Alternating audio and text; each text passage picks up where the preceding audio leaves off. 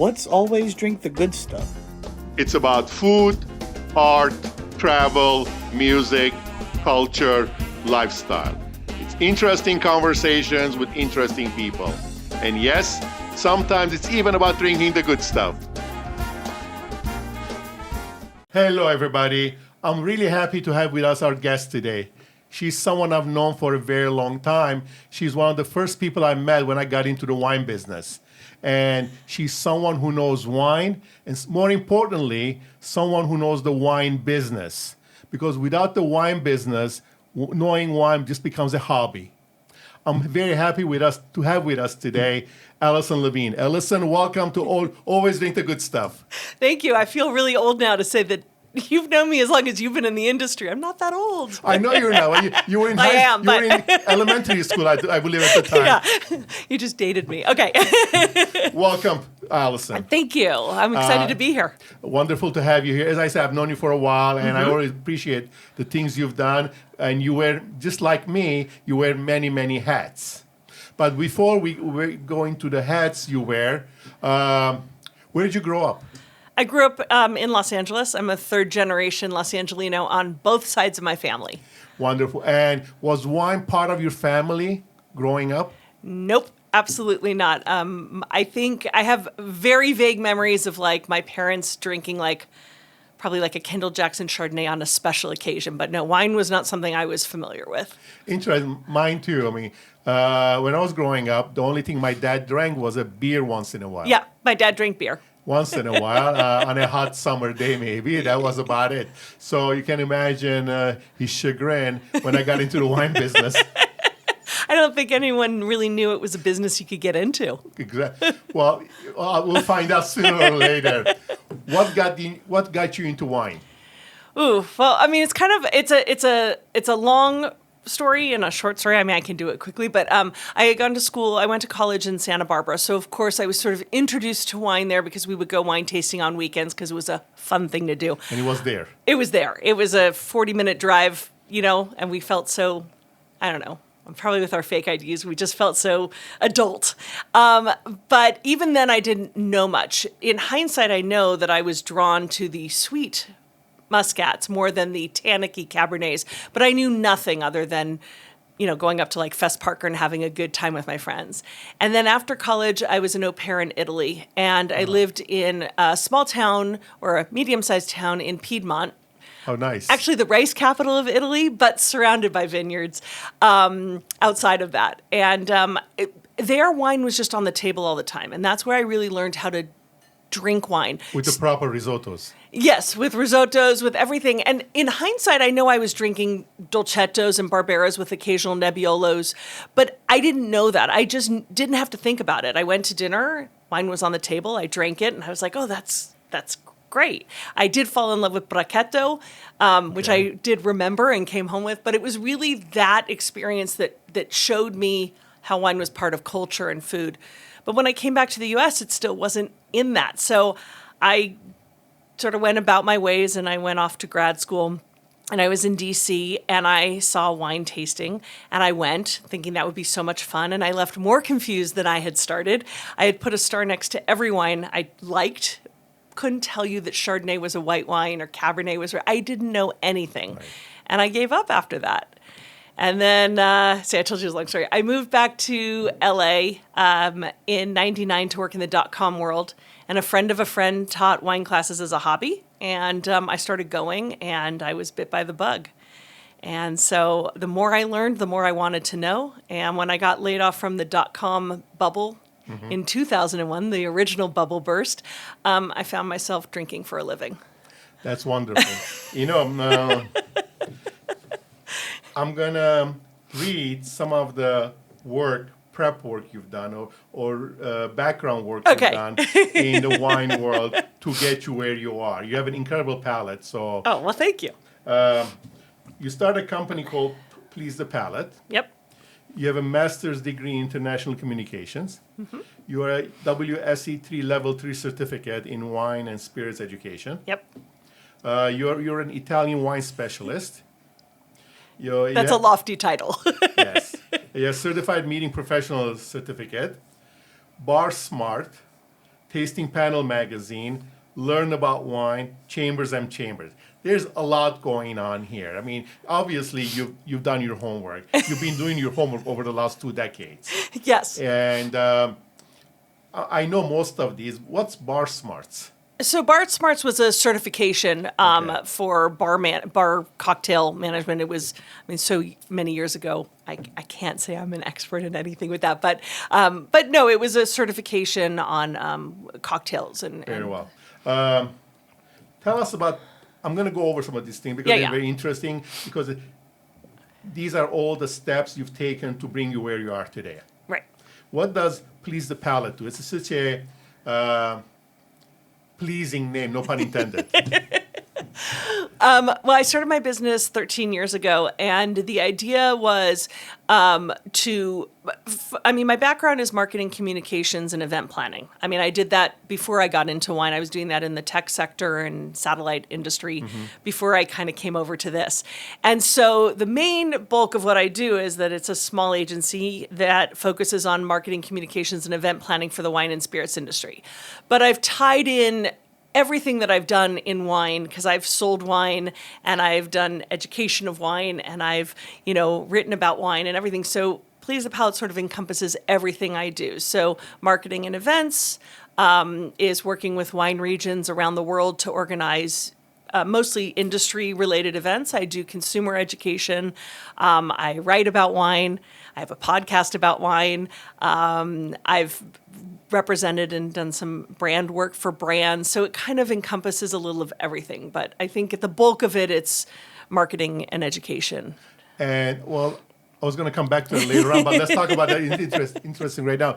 You have planned a lot of wine events, whether Yes. it's for the trade or for the consumers. Yes. And within that, when it comes to the trade or even for the consumers, a lot of foreign wine regions or governmental agencies hire you to plan these events in the United States. Yes. Can you tell us what does that work mean? What does it entail? In planning the events? Planning events, let's say for a Italian wine region or Spanish wine region or foreign wine region wants to have introduce their wines or their wine region to the either trade within Los Angeles, Chicago, New York, what have you, or to the consuming public. Sure. What does it involve? As an event planner, there's a lot of logistical and detailed work, but I like to look at from a big picture of what their goal is. Are they trying to educate people about the region? Are they trying to showcase a certain vintage? What kind of messaging do they want to give? And to understand that messaging in order to communicate that best through the event. I tend to work on projects more than long-term retainer type things. So I don't have, in these particular events, it's not like I have a say from the start to the finish of how we execute their marketing.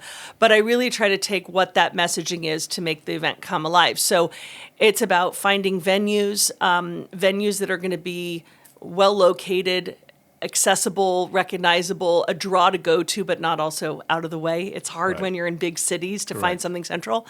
And it's handling all the details and logistics from venues, staffing, setup, signage, on-site registration, everything. But then I also have a large database of trade and media that I have culled over the years of importers, distributors, sommeliers, retailers, media educators in major markets around the U.S. And so I'm also responsible for inviting the people and managing them coming and the reminders and the follow-up after the event and try to give a report at the end to just show who came. My goal is not selling wine. That's not my intent per se. It's really the marketing. But I know that's such an important aspect of why these wineries are doing things. They all have their own agendas as why they do events. And correct me if I'm wrong, the most important part of what you just described is the last component. The people you're going to be inviting to these events. They're the one. Otherwise, a lot of people can put together an event, but if you don't have the relationship with these consumers, with the importers, distributors, retailers, it's a failure. People have to show up to these events for the event to have the appearance of success. Right, but there's appearance of success by having bodies in the room. Correct. And then there's quality. There's quality or quantity. Correct. you can get quantity in a room through many different ways, but it's about quality. It's about getting the right people in the room, because there are a lot of people who love to come for free wine. Who wouldn't? But I'm very clear. I vet out these people. I don't need people who are not legitimately in the wine trade, not only because it's not legal. I mean, consumers are different. Right. You know, it's a different format of event. But I think really with a trade event, it's really about getting, you know, the quality people. Now, that doesn't mean that I don't love when servers and barbacks and busboys come, because they're the future. You just don't know who's in what job today that's going to be in that job tomorrow. But it's really about educating the people who have the decision-making power or will have the decision-making power in the future. And what would you consider a successful event?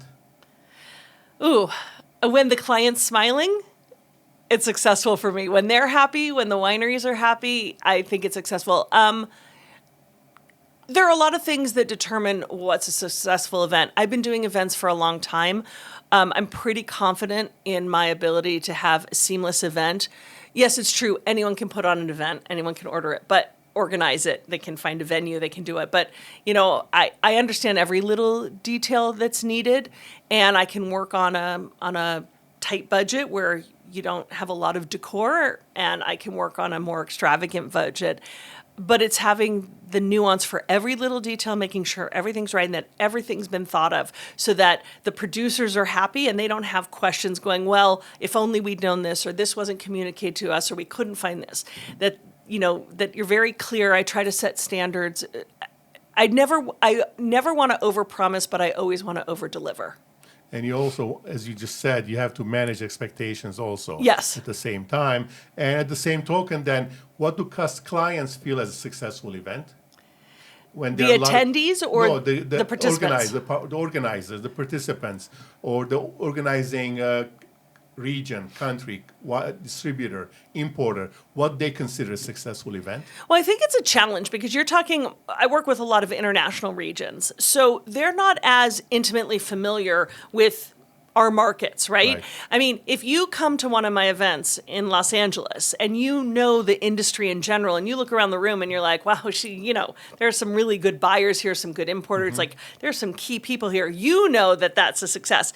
The client has to sort of trust that when I give them a report at the end, if they've had engaging conversations with people, if some of the producers say that they actually have orders placed, meetings set up, whatever kind of results-oriented you can get. And, you know, the return on investment, the ROI on these events it's hard to quantify the ROI because articles can come out, but they may come out a day later, a week later, a month later, a year later. Purchases can happen, but that purchase may not be just because someone came to the event, but it started a conversation or it was part of a continuing conversation. So the event, to me, especially when it's a wine region, is really about, for when I'm doing trade events, I look at it as an opportunity for the trade to come in and see a snapshot of what is happening right now in the region. Hopefully the region will come back over and over, but if you're talking about a wine region, so take any region in Italy or Spain or whatever where they focus on particular grape varieties, or it's all about value wines, or it's about bulk wines, or it's about whatever. You can look at what a vintage is or vintages are giving you at a time. For you as an importer, you might have a wine already in your portfolio from that place, but maybe you can come and see where that wine is in relation to what's else in the market. Like, do you have the best value you can get?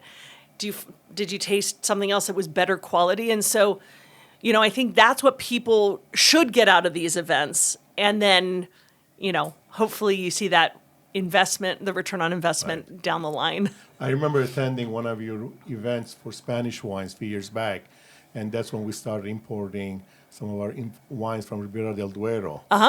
And we did that for a few years. So it was as a result of meeting some winery owners during one of your events. So see. But again, that probably started a conversation. You didn't walk in, taste the wine, and go, okay, I'm importing you today. Excuse me. No, exactly. Yeah. I mean, that started the conversation. We went back and forth, and then we decided what to bring. So that's when it started. Yeah. So I'm sure they were happy for being here. So a lot of these things go back to your reputation as someone who has a good reputation in the wine industry, who puts on these reputable, legitimate events for the trade, and people see results sooner or later, because it's not something you're not going to go there and just give them a PO. Yeah. You're just going to go there and start a conversation, taste the wines, and build on that relationship. Yeah. And, I do, depending on what the region is, I'll do anything from a seminar, a small event like a lunch, a food pairing, to really show how the wines pair with food, which puts your mindset in a different way because you see the wines in a different light. But when you have 30 or 40 wineries from one region coming, there aren't a lot of ways you can showcase them except to walk around tasting. Exactly. And you leave it up to the attendees to pace themselves and taste whatever they want to talk to, whoever they want to talk to. Exactly. How is that different from a tasting for the consumer, for the public? In some ways it's the same thing, except for a consumer, a really good consumer event, the consumer wants to learn. How much they want to learn or what they're learning, is up to the individual. But I think that, these tastings offer opportunities to explore wine.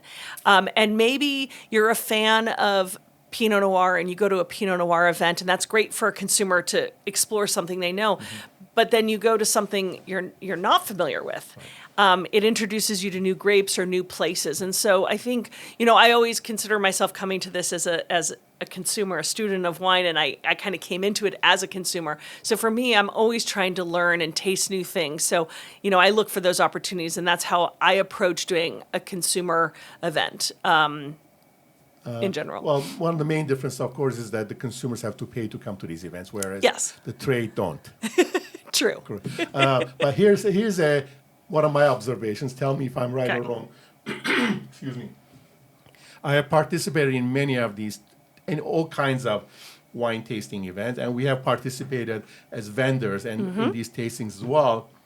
Halfway through the tasting, you get to see the same people over and over again coming in, just pour me whatever. Right.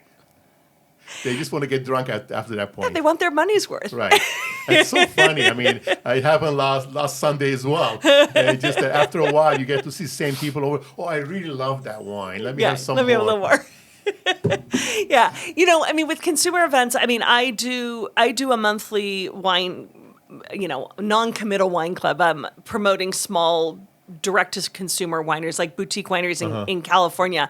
And, we do a virtual tasting and really get people's attention. And I find that, when people are on the virtual, these are people, they want to listen. They learn the story of the winemaker. They listen how they made the wine. They taste the wine as they're talking about it. And in the end, we open it up to questions. And it's always, we'll have questions throughout the time where people are typing them in. But at the end, we're just like a free-for-all off mics. And it's great to see how much people have been able to connect and ask questions and want to know more. So yes, big walk-around tastings are a little more of a drunk fest, inevitably. But, person who's on a Zoom call, that person really wants to learn. Yes.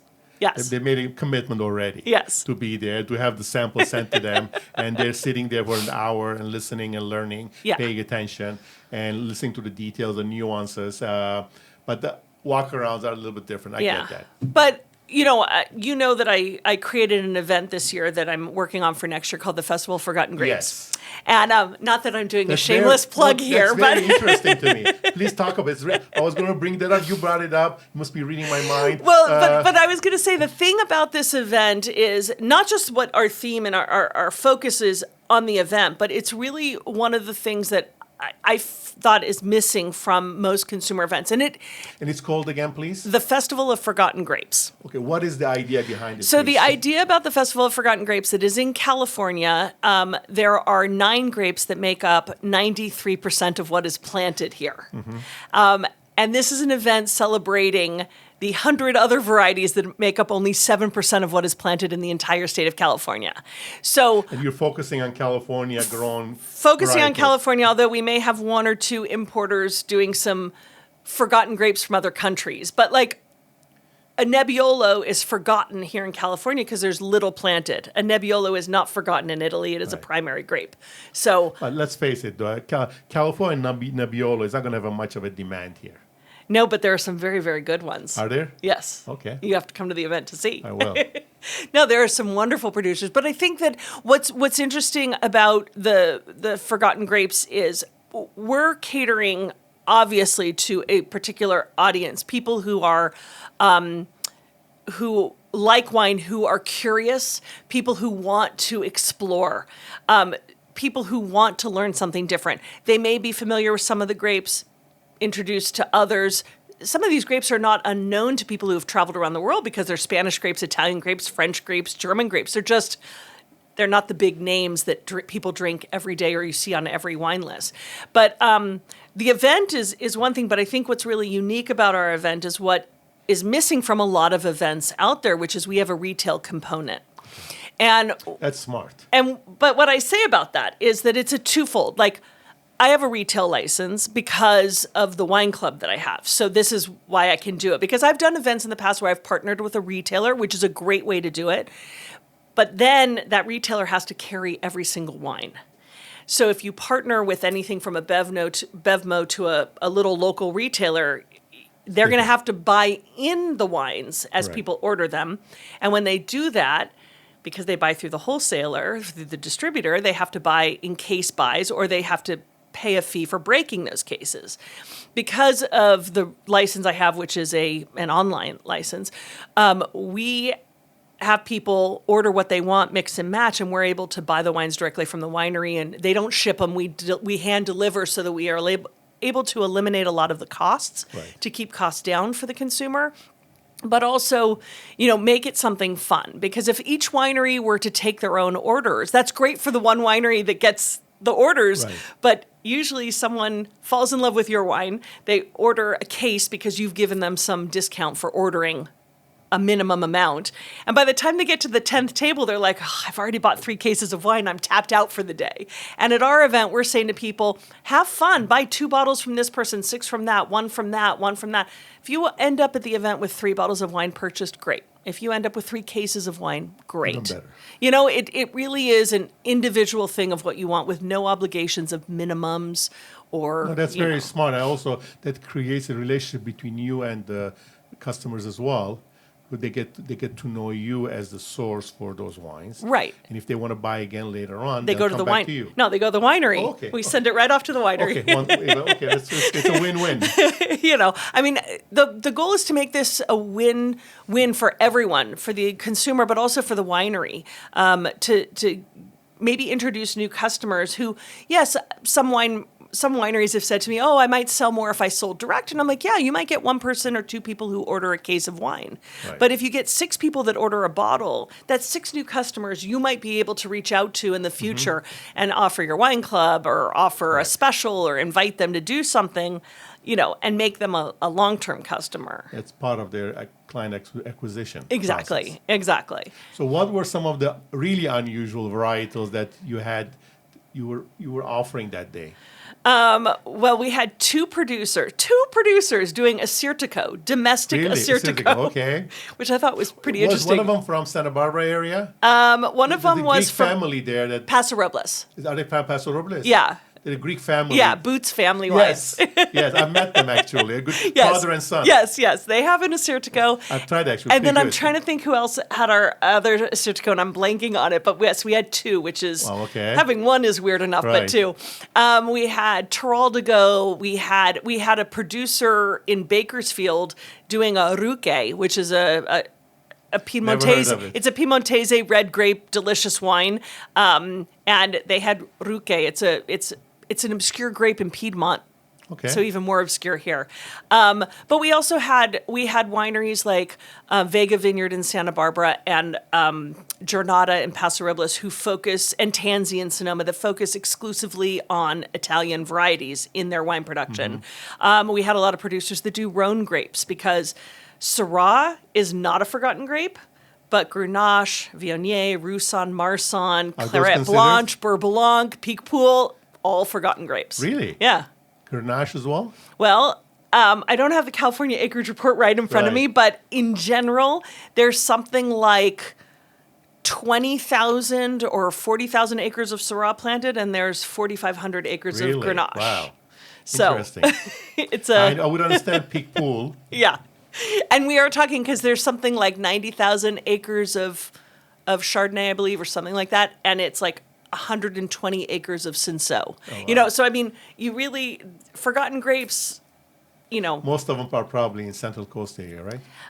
Lodi is a mecca for them, which is Really? technically central. Right. I guess. Central Yeah, Coast, it's but- more inland, yes. But Lodi is a mecca for them. There's a lot of them in, Because of the heat? I think partially for the heat, but also there are some climates High that altitude. get high elevation, so you get some cooler areas. The Mokelumne River, if I said that correctly, is a little more lifted. So you have a lot of these forgotten grapes, plus you have old vines, like old vine Cinsault and growing there.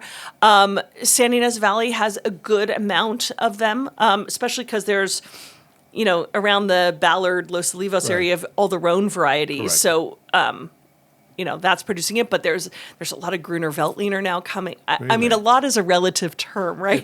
Relative, comparatively. I mean, there's now like 5 acres of Gruner Veltliner in San Ynez, but there used to be 2. So, Okay. I mean, it's growing. And then I'm trying to think some of the other really interesting varieties. There's, you know, Gamay. Again, these are not like, oh, I've never heard of it. Where's it from? But you just don't see it a lot. And the great thing at the event is we have a lot of smaller producers, people who are making, you know, they're mostly direct to consumer, if not exclusively wineries, but we also have some bigger wineries there. We have Robert Hall from Paso Robles that comes to the event, and they're coming back. But what's interesting is you might know Robert Hall for its Sauvignon Blanc and its Cabernet. Right. The only time you're going to taste their Carignan or their Grenache Blanc is if you go to the tasting room, and you may not know to ask about those unless you know about it, because you're going to go for the varieties you know. So, you know, a lot of these wineries have, anytime you go wine tasting, you can ask them, what's your most obscure grape that you have, or your most random thing to pour? And you'd be surprised, a lot of wineries have these little gems that they're like, oh, well, we made a little bit of this, and And it's interesting also, you and I are talking right now, and we're in the business, so we know a lot about more about these good varietals, Right. where the average wine consumer Yeah. may not necessarily know what Gamay is, or Right. or some of the other varietals which sound very familiar to me, yes. but they're not familiar to the consumer. Right. And so the great thing and the feedback we got from the first event was that people loved tasting these vines. Some varieties they knew, some they didn't know, but they were introduced to things. But, you know, I had a friend even say to me at the end of the event, she called me afterwards, and, you know, I think of her as more of like a spicy tequila cocktail person than a wine person. And she bought a few bottles of wine, and she's like, I bought red wines. And I said, that's great. She goes, I didn't think I liked red wine. Wow, and I said, okay. really? You didn't? She goes, but I tasted these wines and they were really good. And I said, because you tasted some lighter bodied reds or some more, you know, interesting reds that appeal to you. And you're used to going to a restaurant Getting where the the only fruit thing you bomb. do is like, a big fruit driven, you know, like a Cabernet. And maybe that's not your style. And it's great for the people that it is, but there are so many other grapes out there. So the minute someone says, I don't like this, I'm like, but there are so many other grapes that you just Correct. need to explore. That's the key. You got to have an open mind and Right. explore, and that's what I like about attending these events, because I'm offering them something new, something different. A lot of people, when I go to a lot of these Armenian wine tasting events, they say, "Do you have Cabernet?"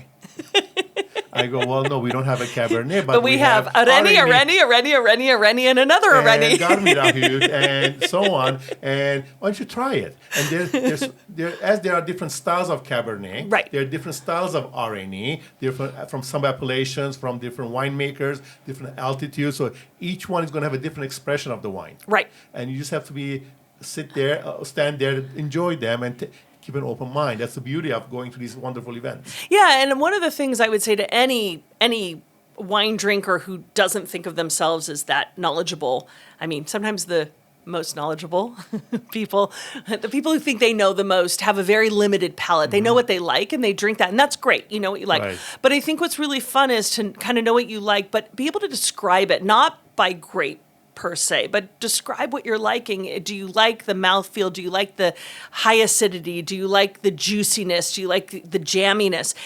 And then look at where it's from. to take that, because you can take that into a wine store or a restaurant and say, well, I typically drink a really fruit forward jammy wine and I tend to drink a lot from Paso Robles. What else do you recommend? And they might say, oh, well, you should try this from, this region, or try this grape, because if you like this, you might like that. And just always be open. And if you come back and say, I always love when someone says, I don't drink Chardonnay, and I'm like, ha, ha, ha, ha.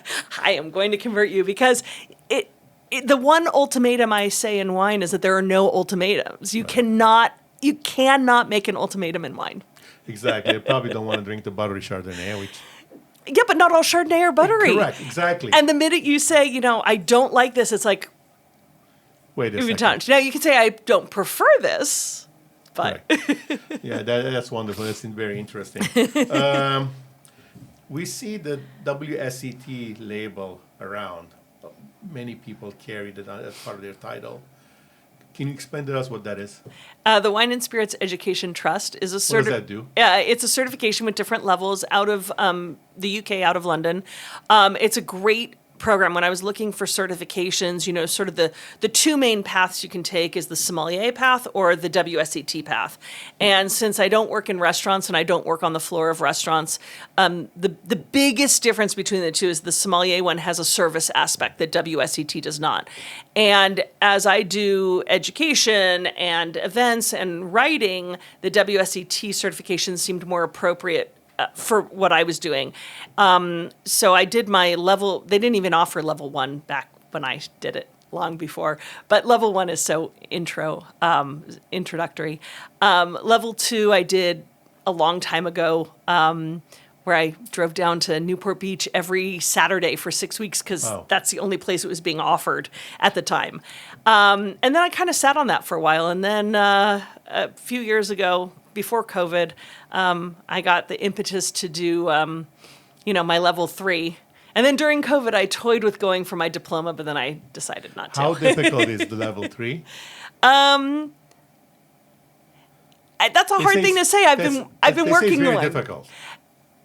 I know you're in the business. You've been tasting wine. Yeah, I think that if you do level 1 and level 2, level 3, it's work, but it's not, it's hard and it's work, but it's not impossible. But I have the advantage of working in wine and tasting, but I always laugh because in WSET, because of the British bent, they tend to have an affinity to certain regions over others. And I have an affinity for the small guys and the little guys, and I tend to drink wines from other regions. So, while it would behoove me to really know my Australian Napa and Bordeaux wines, while I was doing my studies, I was going down to Valle de Guadalupe in Mexico and going to Greece, and I'm like, well, they don't really cover those in depth. They feel probably more Bordeaux and Burgundy. Yeah, it's little sections, but it's a great education. I know a lot of non-industry people who have done WSET 1, 2, and even 3 and get really excited about it. I think having that base of knowledge just, we always say that we want to simplify wine, and I don't want to complicate it for people. I'm not trying to make it a pretentious thing in the least. But I do think that with a little bit of information, it can take you so much further. And what that information is really at your own pace, but just knowing not the wrong information, but just having if you understand how wine is made, then you understand the choices winemakers make. Then when you taste a wine, you start to put into context what you tend to like or what you seem to always be drawn to. And it gives context, which means when you go to a restaurant, you get excited to try things because you're like, I've had this. But, if you don't have that little bit of knowledge, you don't get excited when you look at a wine list. You're just like, I don't know, I'll have a Cabernet to go with my oysters. Yes.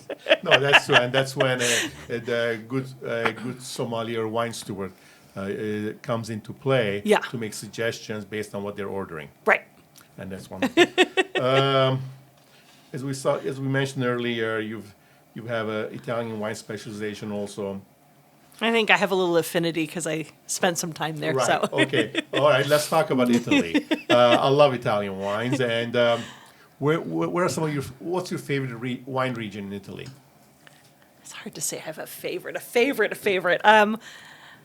That's the hardest thing to ask someone in wine. What's your favorite this? Okay. I mean, that's like Top three. Okay, I mean, I have a very special affinity to Piemonte, not only because they make incredible wines, but that's really where I cut my teeth on wine. Okay. And yes, I love a wonderful Nebbiolo. I love Dolcetto and Barbera. But like I said, my first love is Bracchetto, which is a slightly sweet, slightly effervescent red wine. It just stole my heart. Okay. It reminds me of roses and strawberries, and it goes with chocolate. It's perfect. But also, they have so many like indigenous unknown grapes. There's Ruque, Grignolino. You have I'm gonna start throwing up all my other grapes from other regions, but you have just all these Pella. You have so many wonderful grapes to explore in this region that just are forgotten grapes of the region that are being revitalized now, and producers. I love Sicilian wine. That's probably another incredible place to explore the indigenous grapes, the Carrato and Caracante, and just love it. Neros. Yeah, I mean just Frappato. I mean, just wonderful grapes. They're fun to say too. But it's hard to say.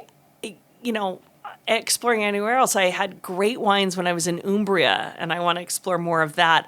I love the wines of. I love the sparkling wines of Italy, which come from all over, from Franciacorta, the Veneto with great proseccos, Right. Alta Langhe, Trenta d'Oc. You have so many great sparkling wines coming out of Italy. I mean, it's just hard to narrow it down to one thing. I'm an equal opportunist. Well, that's one of the beauties of wine. You get so much out there. Yeah. So many great wines, so many great sub-appellations, sub-regions of wines to choose from. Yeah. And that's what makes it so wonderful, so rich, such a worthwhile experience and hobby and business. Absolutely.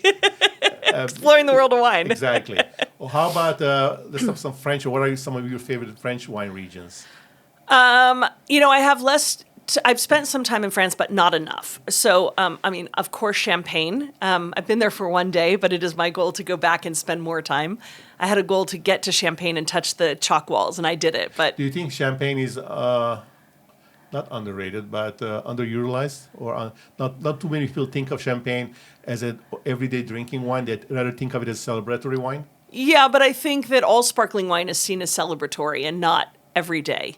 I opened up a bottle of sparkling wine for dinner last night. Wonderful. Because why not? Exactly. I thought it would go well with what I was eating. So, There you go. no, I think Champagne. I think Champagne is great. Obviously, I'm a Burgundy fan. I love Gamay from Beaujolais. I love, the wines of the Rhone Valley, Languedoc. I mean, again, I guess the only place Bordeaux and Chianti are like the two main regions I haven't mentioned in either country. I like the wines, but my heart is a little more towards these more earth-driven, high-acid wines. And how about in Spain? Oh, Spain. I have to spend more time in Spain on the wine side. Okay. I mean, I love the garnachas, Castilla. Castile-Leon. No, it'll come to me. I'm just having a blank, Okay. but I just love the garnachas. Okay. I remember I've been to many parts of Spain. North, south, central. Catalan wines. Okay, The Catalan wines, of course, Ribera del Duero, but yes. I've been to many parts of Spain. When you're traveling, you just, especially when you're in big cities like Barcelona or Madrid, unless you go to a specialized wine store or a wine restaurant, you see many of the great, not super wine, but okay wine on the shelves, by which they tend to taste better there while you're on vacation than they do here. And I've tested this theory many times. Regular Bordeaux will taste much better in Paris than it does here. It's probably the time, the weather, your mentality. Right. I mean, there's a context for every You wine in relax, every place. You're Yeah. enjoying yourself. You're less critical. Correct. But last year I had the opportunity to travel with three other wine friends. We started in Champagne, drove down to Burgundy, and then drove to Barolo. We covered these 3 cities in about 14 days, and it was a phenomenal wine trip. Yeah, you probably ate well and drank well. Oh, phenomenal! Yes, there's nothing like it. There was like some amazing wines, amazing food, amazing cities, towns, villages. It was a phenomenal trip. Yeah. I mean, I look at wine as I think that everyone finds a way to look to there are people who are students of history. Some people study history through, the history of wars and everything else, and some people do art history, and some people do literature as ways to understand that. And when I was in college, I was a film studies major, studying the history of film, but it was also a reflection of what was happening in society at the time, both in how film was developed and how the industry was developed, but also how it reflected society at the time between wars and depressions and everything. And when I found wine kind of fit that hole for me, that it filled that part of because I wanted to be a cross-cultural trainer and I studied international communications, and it's this understanding different cultures and understanding history, but wine is that story. It connects so much because what's in that bottle represents so much more. It's what the winemaker did, it's what the vintage told you, but it's also the history, like the vines, the region, the food you have with it. So that's very, very true. I mean, every time I open it, like older vintage bottle, let's say, I think about what was going on during that year. Yeah. What were some of the events happening in Italy or France or California, and how that wine had stood the test of time, and now it's a beautiful expression of that fruit that winemaker thought about when they were making the 70s, 60s, 80s, whenever it was. Yeah. It's just so wonderful, and that's what I like about it. It's a living organism, and you're enjoying something that was made 20 years ago, and it tastes better than you ever thought it would. Absolutely. Because it represents something that I love and I enjoy, and the best part for me is when I'm sharing it with people who equally appreciate what's in that bottle. Absolutely. I mean, if you think about it, like, an artist, when they produce something, obviously it's great when they sell it, but they don't know where their art's going to be in 20 years, 50 years, or 100 years, in whose home or in what art gallery, wherever it is. And they can't even predict who's going to be looking at their art and what impact it'll have. And I'm sure the person who bottled that wine in 1973 had no idea they might have had aspirations, but they had no idea if someone would open up a bottle in 2025, or if it would all be drunk, or they have no idea. Yeah, I mean, that's why the story is as important as the wine itself, especially when you're selling wine. Right. You got to have a good story to tell. Absolutely. About where that bottle was, how that bottle became, how that winemaker, that vineyard got together to make that wine, and it's the same with art. Yeah. You gotta have a good story to tell, and a good wine. Same for writing about wine. Right. I mean, you've got to tell a story. I mean, nobody cares about. Which brings me to my point. You also do a lot of writing. I do. What are some of the things you write about? I know it's about wine, but more specifically, where do you write? Who do you write for? And what are some of the things you write about?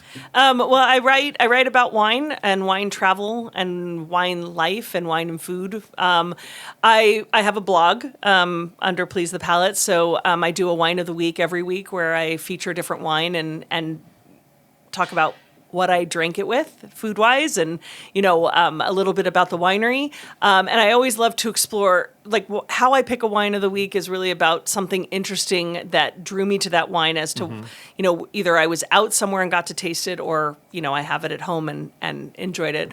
And then I write for a site called winetraveler.com, so more wine tourism. So these will be more kind of regional stories of where to go, why to go there, and what to do when you're there. I write for a site called California Wine Advisor, so that's the same sort of idea, but it's about wineries in California. And then, one-offs for other people. I've written for the Vintner Project. I write for the Somm Journal and Tasting Panel magazines, which are more trade-focused, and Beverage Industry News. Those are trade publications. Right. So... How Yeah. big is wine traveling or wine travels for people to travel to go to wine destinations? How big is that? What industry is that? I don't know the numbers, but I think it's a great medium through which one could travel. I think that wine and food as your sort of, focus on any trip. I mean, how does food not end up being a focus on any trip? No matter where someone goes, they always come back and talk about the food they ate. So, And if you're into wine, all the wine you drank. Right, exactly.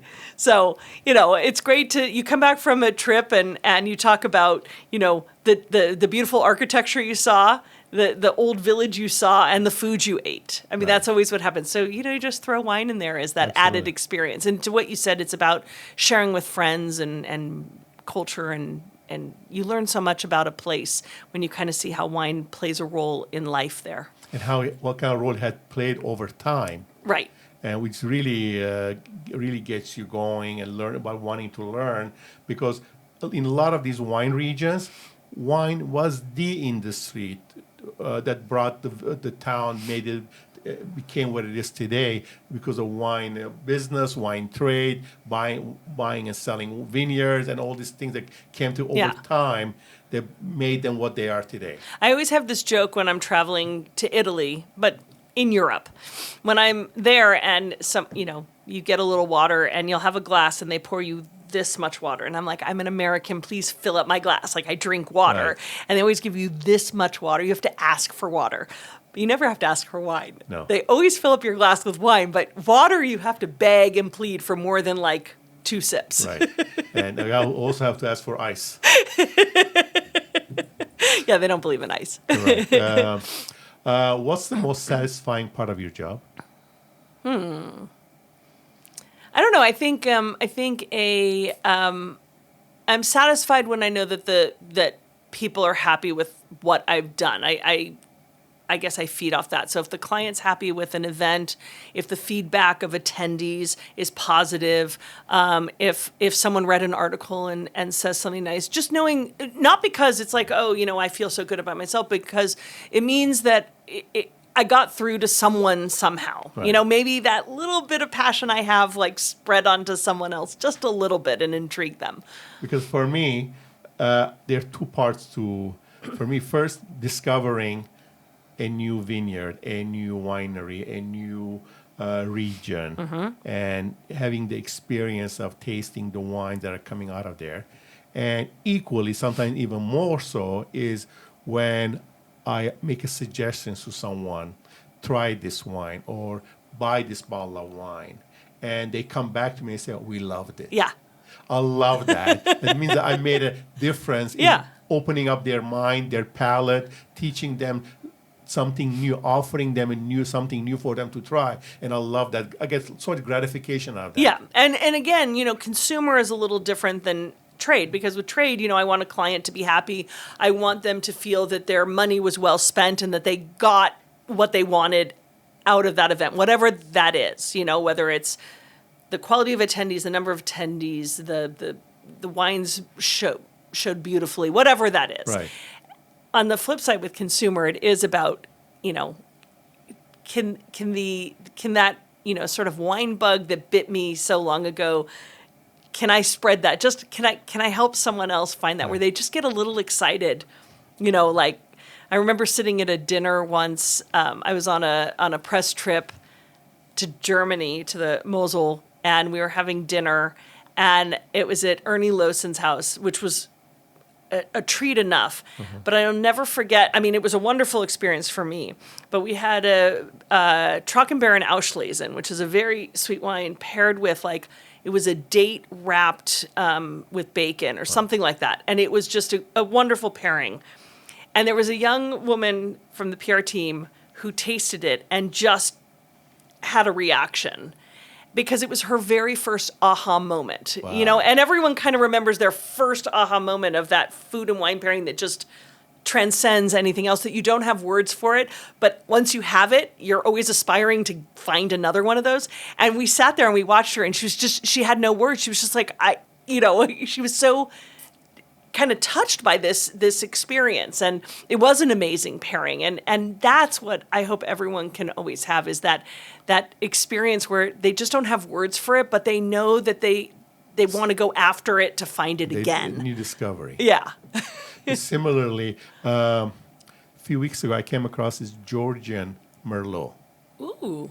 And I was amazed by it. I took it to some wine people that were gathering afterwards. I put it in a brown bag, and I poured it to about 5 different people who are in the wine business. They all loved the wine, but they couldn't figure out what it was. And these are seasoned wine professionals. It had masked itself by the terroir, by the Cavalier aging. It was so different, yet it was a Merlot grown in Corkage, Georgia. Wow. It was so wonderful. They all were all blown away when I tore up the bag. I mean, that's a discovery moment. You know, Absolutely. you don't expect it. Absolutely. I that's what's fun about wine. I got the suggestion of Pinot. I got the suggestion of Grenache. Nobody bothers saying Merlot. Yeah. Merlot, people forgot about Merlot. You know, I think it's coming back, but nevertheless. No, but I think that's the really beauty of wine, and just getting people to have fun and explore. And again, somebody who knows nothing about wine, that you put your favorite Pinot Noir or Georgian Merlot in front of, and they're not going to get excited because they're kind of like, that's not maybe the first wine you want to introduce someone to. But once they develop their palate by tasting different things. It's really about tasting. Right. That's how you develop. It's not, you don't have to go study it. You just have to taste a lot. And then kind of remember what you liked and didn't like, and what that was. And that evolves over time. Yeah. How has your palate changed over time? Okay, so I'm pretty lucky because, like I said, when I first started in Santa Barbara, I was going for sweet wines. Sweet is always what beginners start with. Right. It's the most palatable, the most enjoyable, easy. Balanced sweetness. Right. I still like a good sweet wine as long as it's balanced with lots of acidity. But no, I think I was very lucky because I cut my teeth in Piedmont, where the wines are very acid driven and not over the top fruit. And so it's funny because I had coffee with my old boss when I sold wine for Chambers and Chambers just this morning. And it was funny because I said, 20 years ago, I remember sitting down with him when he wanted to interview me for a job to sell wine. Wow. And he said to me, your palate is like here, it's high, but your knowledge is not where your palate is. Wow, okay. But he said, I remember him telling me, I can catch your knowledge up to your palate, but it takes longer to get to where you are. Right. But I was lucky because I learned in Piedmont. And then when I was doing the wine education business, I was with people so much more advanced with great palates. So the wines that I got when I went to dinner with them, I was drinking great wines. I was drinking Burgundies and, Rieslings, German Rieslings, and all these great wines. And I developed my palate around them. And then over the years, I've developed my vocabulary and knowledge to match that. So, for me, it's just always about exploring. But, I've been pretty lucky that I've been on a sort of a acid path in my wine love all along, because acidity is good for aging and it's good for food pairing. Yes, it is. I started getting into wine when I was at UCLA. We would buy these $2 Chiantis that came in these craft bottles. You're dating yourself now. Yes, I am. Because when afterwards you put a candle in and you let them. Right. Well, I didn't do that, but and then I had some friends who were really into Napa Valley Cabernets. And I started drinking Napa Cabs. But since then, my taste buds have evolved, where right now I drink mostly older vintages of French and Italian wines. So there's a lot more acid. I love the acid right now. And so my taste buds have... and that's what happens when you drink over time. I think you evolve. Your taste buds evolve. Well, when you start to... Your taste buds do evolve, but it's also about what pairs with food. Like when you realize you don't want your wine to compete with your food any more than you want your food to compete with your wine. It's like adding spices or things. So when you find those wines that are just sort of, easily paired with food, oh my God, it's easy. You don't have to think too hard. It was Absolutely. When I go to restaurants in Los Angeles Valley, whatever, I always take my wine with me. and I'm happy to pay Corkage. How do you feel about that? I have a lot of wine at home that I can't seem to get through. So I'm always happy to drink with people and share. But I usually order from the winery, from the restaurant list, but it depends on where I'm going. I feel that a lot of restaurants, the time that the wine director sommelier has put into crafting a wine list, if it's a good wine list, I want to explore their wine list. Now, if I have a very special bottle, a unique bottle, a rare bottle that I want to open, whether it's some, I brought a few wines home from when I went to the Republic of Georgia. So I want to find a good excuse to bring that. If I have like an old Pinot Noir that I want to open up or something like that, I can see paying Corkage, and I'm not opposed to paying Corkage, but it really, is about like what the restaurant already has to offer. If I'm going to a restaurant that doesn't have a lot of wines and it's going to be, have a little more spice to it, yeah, I'm going to probably bring a wine from home that I think will pair. But if the restaurant has done their job well, I want to explore what they've done. Well, that's the key. Do you think a lot of restaurants in LA have done their job well when it comes to wine? It's different. I mean, you have to kind of look at like what kind of dining experience you're having. I mean, if you're going into these restaurants that have sommeliers where, unfortunately you're spending 150 or more a person at this rate, the way things are, yeah, I expect something off those wine lists. And I think a lot of restaurants have done a great job. And I know a lot of great sommeliers in this city and other cities who have crafted some really interesting wine lists. I love the wine list where you go in. I love a wine list that nothing's familiar, especially when nothing's familiar even to myself and my friends who know a little bit about wine. But I also like a restaurant that can give you some familiarity, but really confuse you. So they can have Chardonnay, but it's not from places you're familiar with. They can have, maybe grapes from places you're not familiar with, or places with grapes you're not familiar with, just to make you kind of think a little bit about what you're doing. To me, most of the time I'm going to restaurants in the Valley, and a lot of the wine lists at the restaurants are catering to certain type of clientele who want to drink the fruit forward Cabernet from Paso. Well, then they're not doing their job. No, that's why I choose the restaurant based on the food they're serving. And then bring your wine. And then I bring my wine. That way makes sense. I have a lot more, it balances better for me because I appreciate the food they're serving. Right. And as I said, I have no problem paying for the Corkage, but I want to enjoy the wine because for me, the wine is more important than the food. As long as the food is good and I'm doing the pairing myself, it works great for me. Yeah. No, I agree with you in a case like that. And I think there are a lot of smaller restaurants around town. And I think, unfortunately, there are, I don't want to be a bad word, but there are lazy somms or lazy buyers, or maybe they're not lazy. There are less dedicated people to that job now. And it's very easy to let a salesperson come in and sort of direct where to go, especially when they have those key brands that people are familiar with. And as long as people, what familiarity is a comfort place. I get it. You walk in, you recognize that Chardonnay on the list, you're going to order it.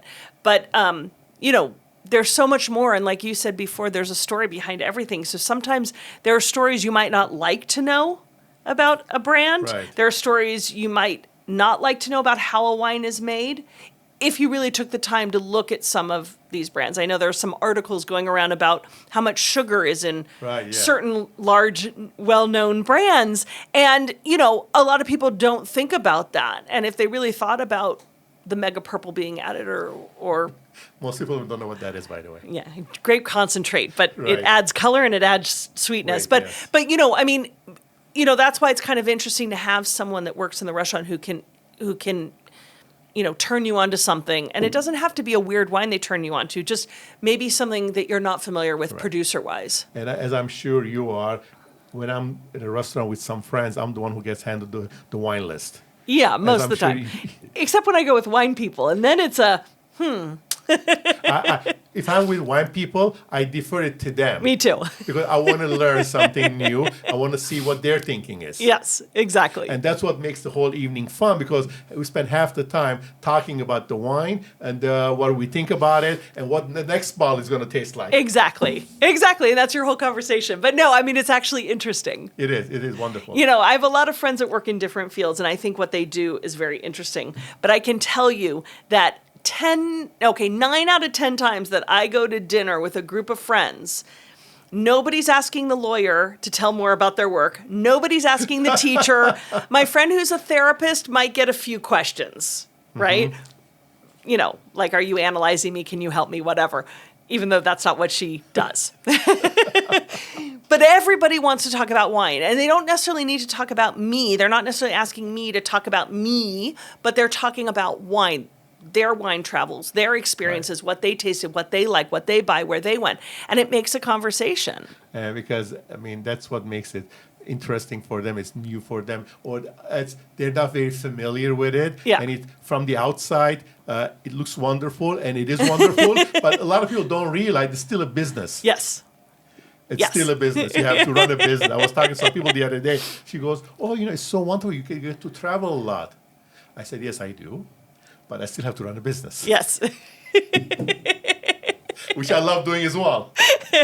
Yes, I still have to do my accounting every month, and I still have to Deal with my employees. Yeah. Well, I'm self-employed. Yes, employees, but I still have to, you know, I don't know, like, send the proposals out and do the follow-up, and Absolutely. you know. And I still love it, and I wouldn't trade for anything else. No, I love the industry. I do. I really. Me too. I found a lot of people say, do you know, find your passion or find a hobby, you know, and do a job, and I'm like, you know, yes, wine is my life, but wine really is something I enjoy talking about and learning, because it's more than just. It's not because I drink a lot. It's because of the history and the culture and the places. It's a lot of fun. I enjoy it. And I enjoy talking with friends. And interesting, you also congregate among people who are into wine as well. Who was it said, never trust someone who doesn't drink? Was it Churchill? One of No, those he was an guys. alcoholic. One of those guys. Anyway, Allison, thank you very much for coming in today. I Thank really you. appreciate this conversation. It was wonderful getting your insights. Thank you. I learned a lot, and we'll do this again. I hope so, and thank you for having me. My pleasure, anytime. And remember, always drink the good stuff. Cheers, everybody.